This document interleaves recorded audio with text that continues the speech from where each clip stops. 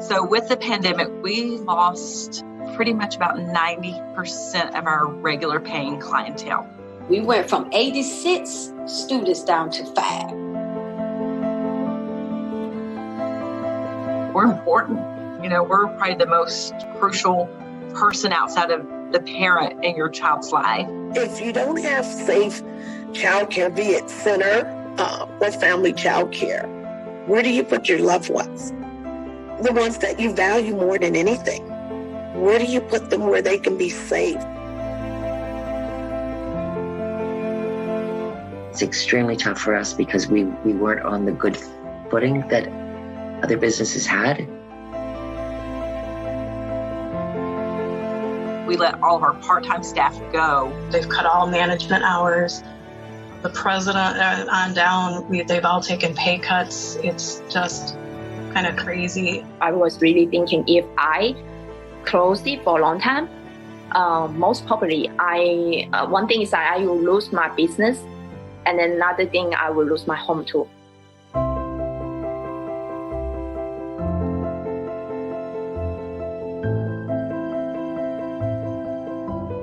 I know all the families are struggling to either gain back money that they lost or to start over. Everyone was affected financially, so passing the cost on to them isn't really an option because they can't afford it. A lot of parents will call and saying, please, I just need somewhere for this child to go, for a couple of hours. I don't want to lose my job. One parent called, she was crying because she's like, if I don't show up today, they're going to fire me. They're going to lay me off, or I'm going to be suspended. I had a moment where I said, this is too much. I came back under the executive order of the governor as an essential worker, servicing 6 children of essential workers. And it was scary for me, but I knew that those families had to work, that nurses had to be there. We're going to do whatever we can to stay afloat and make this work because our families need us. We know that our families are essential workers, and they have said to us, this is a gift. What you are actually gets me a little emotional because if they didn't have us, they would not be able to continue to provide for their family. If your clientele doesn't pay you in a regular business, what do? You tell them you no longer receive services. In the childhood field, we can't really do that because our hearts are in it. Me being around for 26 years doesn't mean I can make it 27. I hope so. And I hope I'm business savvy enough to find a way.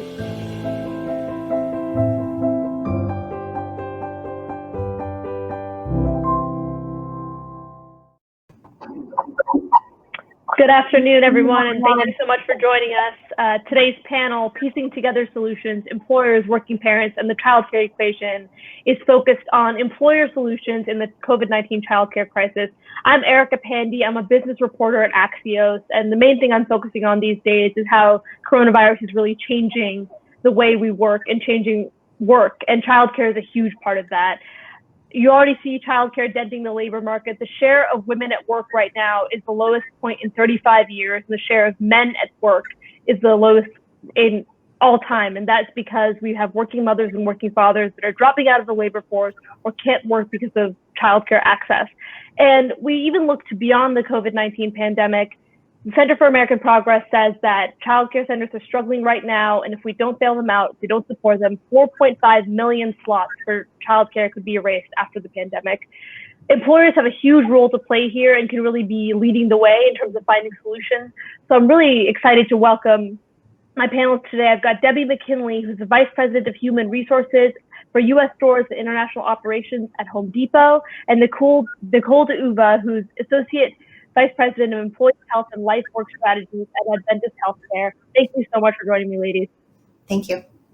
Thank you. My first question is for you, Debbie. I mean, going back to what we saw in that video and before the pandemic, we know that 13 million working parents rely on childcare, and we know that childcare costs businesses over $3 billion a year. Can you take me back in time? What sort of solutions did you have at Home Depot before all of this to support your working parents who are your employees? Absolutely, and thanks, Erica. At Home Depot, before the pandemic, we provided a variety of benefits to support our associates, working parents included. All of our associates receive 10 free days of backup dependent care. And then with discounted copays, we provide free 24/7 childcare services for our associates and their family members, and care solutions support, mental well-being, counseling, support services, etc. Associates receive free access to a database of sitters and nannies with background checks completed to help them narrow down their search for childcare. We have our associates have access to preferred enrollment, tuition discounts at local childcare centers that serve infants through elementary age children through our partner Bright Horizons. Our parents who are having babies or adopting or fostering a child can take time to bond with that new loved one through 6 weeks of paid parental leave, in addition, of course, to birth mothers being eligible for paid maternity benefit of 12 weeks. Our associates can receive reimbursement for adoption-related expenses up to $5,000. And our associates can also connect with other Home Depot parents, probably something we're almost most excited about. They share ideas, they get up-to-date information, local resources, and support through our internal social network called The Warehouse.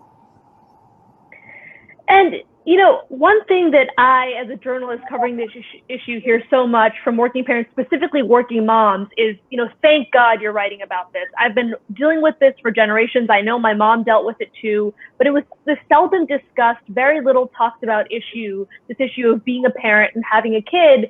And one thing the pandemic has done, for better or for worse, is laid bare what our parents are struggling with. And I would love to, you know, for both of you to take me back in time to March and tell me what you heard from your employees who are working parents. What were those first kind of thoughts that they had, and how are you thinking over the summer, you know, how the workflow is changing as a result of childcare being an issue? And I'll start with you, Nicole.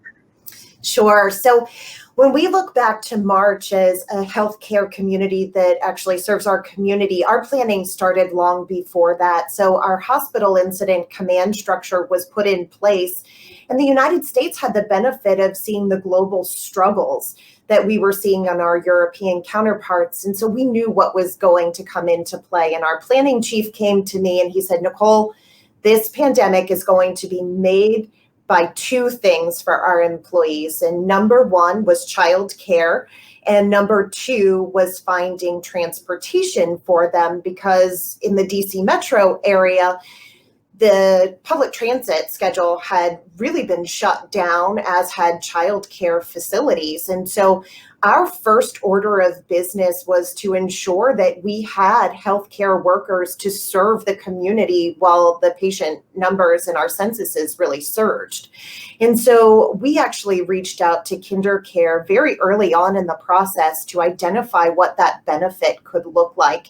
And we're successful in using their expertise to locate our families to two particular facilities in the DC area that was filled with nothing but family members of emergency personnel. In addition, we knew that we needed even more resources, and so we leveraged our internal Lori Center, which is a school for children suffering from various disabilities and anxieties. And so we leveraged those team members as well. So I would say that Adventist Healthcare was really in the forefront of recognizing the need that childcare would present, and actually went forward to the Maryland Hospital Association and to our government to lobby for resources that healthcare workers and essential personnel really needed to be able to care for the community. And I'd love to pose that same question to you, Debbie. What did you hear from parents in spring? What did they need? So it's interesting for us in that Home Depot is, and of course during the pandemic, was classified as an essential retailer to our communities that we serve. And so something that we have to always keep in mind is we stay committed to keeping our stores open, just as we always do in times of crisis or natural disasters. So for the pandemic, where we're trying to serve our communities, parents are trying to balance the service that they provide in customer service within our stores to obviously the service that they have to provide to their own children as parents.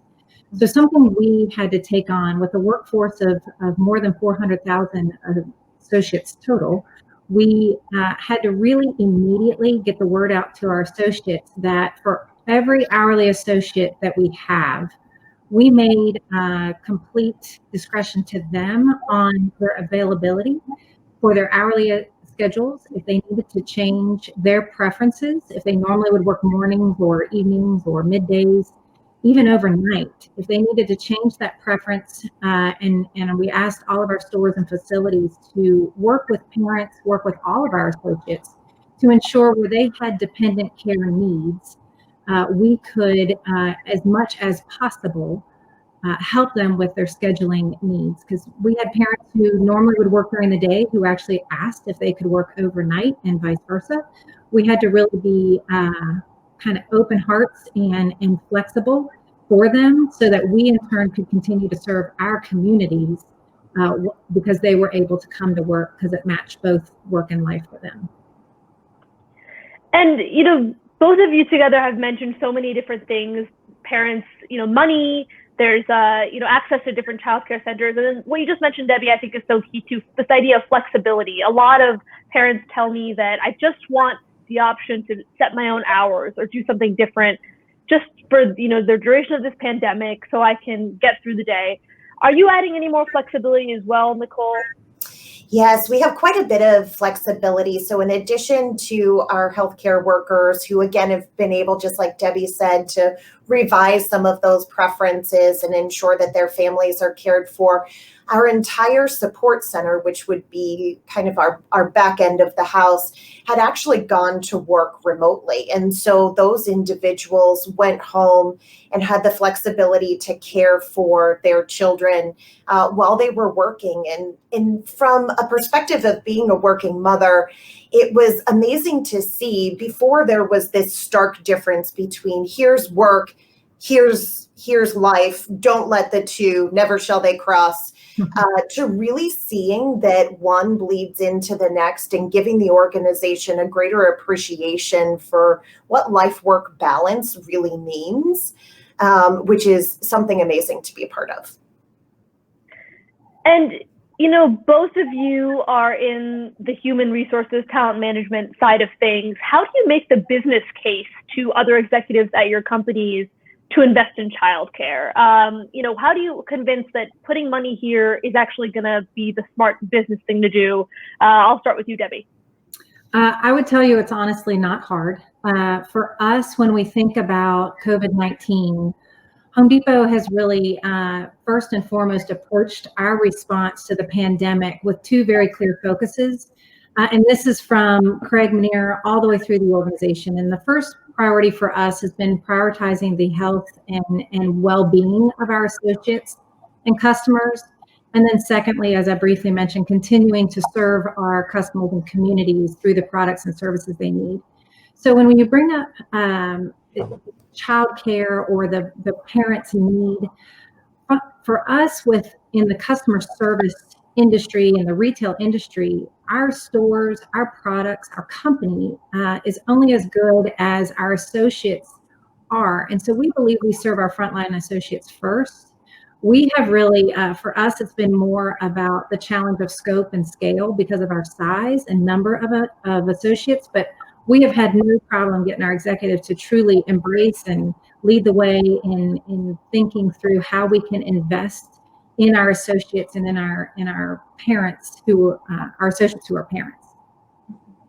And then the same question to you, Nicole. I'd be curious how it's gone over at Adventist Health. Our leaders have been incredibly supported. So as a faith-based hospital system, we're called to serve the community. But I think before we can do that, everyone here really agrees that we are called to serve not only our employees, but their families as well. And so when we looked at what the cost of childcare was going to be, and we looked at what was coming our way in terms of patient census and volumes and the acuity of the patients that were coming through our doors, it was really a no-brainer that we had to alleviate the question for employees of, do I serve the community or do I take care of my children? And by providing subsidized or free childcare to our workforce, we were actually able to increase the level of care that those nurses and clinicians and dietary workers were able to give to our patients. In addition, we were also able to control the message of, we understand that this is a struggle and we are in it together. And so it was really a marquee turning point in the pandemic for us, that our workforce knew that we were behind them, we had their back, and we were going to do anything that it took to support them throughout this. And one of the biggest takeaways of the childcare crisis has been the extent to which it has affected working parents at all levels of the workforce. So whether you're a retail associate on the front lines or you're a CEO, you're dealing with these same issues of, I have a kid at home and I need to take care of my kid. And one thing that I've heard from companies as well is that this can be a culture issue in a lot of ways too. You know, if a kid runs onto a Zoom call and everybody else, you know, sort of gets upset by that, that can make a parent feel super isolated and super nervous about balancing the two responsibilities. How do you, both of you, work to set a culture in which it's okay to, you know, share those issues, share those struggles, and, you know, be very much a working parent even in the work context? And I'll start with you, Nicole. You know, this was the first time that we really saw that. I think, again, people had really tried to separate work and family for the longest period of time. And at some point during this pandemic, it became acceptable for a child to be playing in the background or a toddler to be curled up on your lap. And for me, that was actually a turning point in the respect and engagement that I had for this organization, that we respected just how hard the job was at work, and we saw just how hard that job was at home as well. And so I think as an organization, this is how we lead with corporate empathy and understanding, to shift the culture to more of an understanding and empathetic supervision model, where we're really focused on wanting what's best, not only for the employee, but also their family. And this has allowed us to do that at such a grand level. It's been really exciting.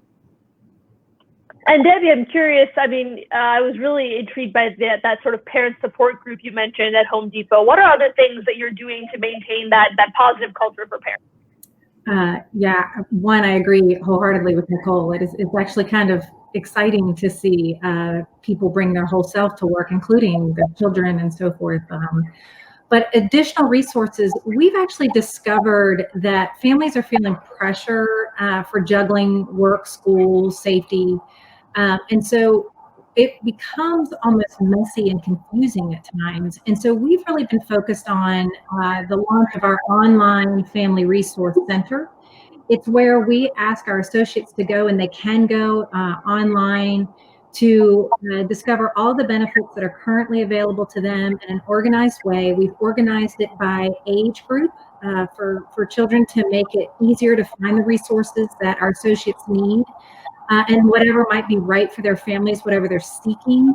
So it could be everything from discounts on childcare to tutoring services to educational activities that they need for school or outside of school, and then just thoughtful products and more. So for part of our focus has been on helping working parents organize these resources, because it's just been a lot of change very quickly.